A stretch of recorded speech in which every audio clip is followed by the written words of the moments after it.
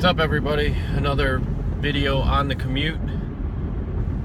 It's Thursday, September whatever day. What is it? The 13th today. Anyway, just had a thought as I was going through some things that happened yesterday. I wanted to talk about tenant requests. We manage a lot of properties for third-party owners, and obviously we manage our own properties as well. But tenant called, said they saw a mouse, so they're calling frantic, saying that they need an exterminator over there right away. Now, this is a house that we manage for a third party, and I said, all right, well, see if we can get some mouse traps over there. And then she was demanding that we get an exterminator over there because she doesn't know if this is some kind of rodent problem. But this person, mind you, has been living in this house for like 8 years. So if there was any problems, they would have been evident, and any problems are probably that regarding mice are probably her doing, because I told her, if you have food out, they're not going to be coming around if there's not a food source. And mice don't normally stay if they can't get to food, so there's some kind of food source somewhere that the mouse is getting to. And then the notion of trying to prevent mice from coming in your house, that's almost next to impossible. They can fit in cracks as small as a quarter. So it's all a matter of limiting the food source that's available for any pests, whether it's mice, whether it's roaches.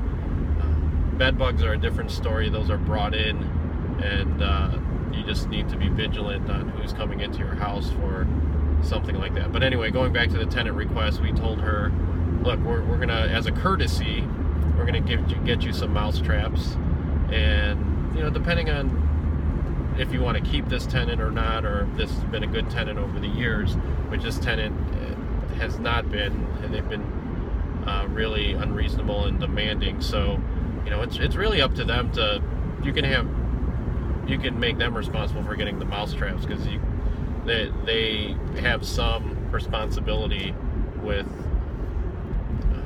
a mouse entering into their house with, there's got to be some food that's being exposed. So, but as a courtesy, we're going to drop off some mouse traps, and then we will evaluate whether we need an exterminator there or not. So that's one thing. And then the other thing was, she was demanding new locks or more locks be put on her doors, because there was a couple burglaries on the street. And so my answer to that again is, if you want different locks put on, then you're going to have to pay for them, unless the owner authorizes the expense to be done.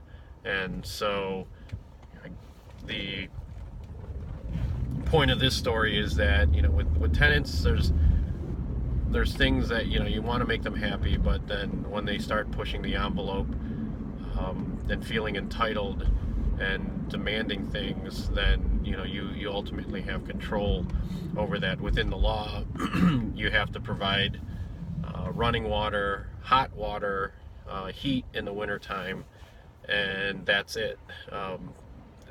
And whatever else you have in your lease to accommodate them, and then their obligation is to obviously pay you rent. So you got to weigh those two things.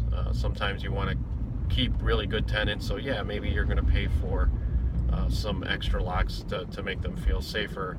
But if they've been living in this house for 8 years without any issues, burglars are going to get in regardless of how many locks you put on your door. And you just got to be vigilant, you have to be aware, and you have to follow some prevention measures. But from the high-end suburbs to the lower income areas, there's always some sort of crimes going on, and that can't be prevented or eliminated, let's say, just from putting new locks on. So, all right, that's it. Until the next one, continuing with my story and my day-to-day experiences with real estate, commercial brokerage, investing, and landlording, in this case tenant-landlord relations. So until next time, keep thinking, keep learning, but most importantly, just keep doing.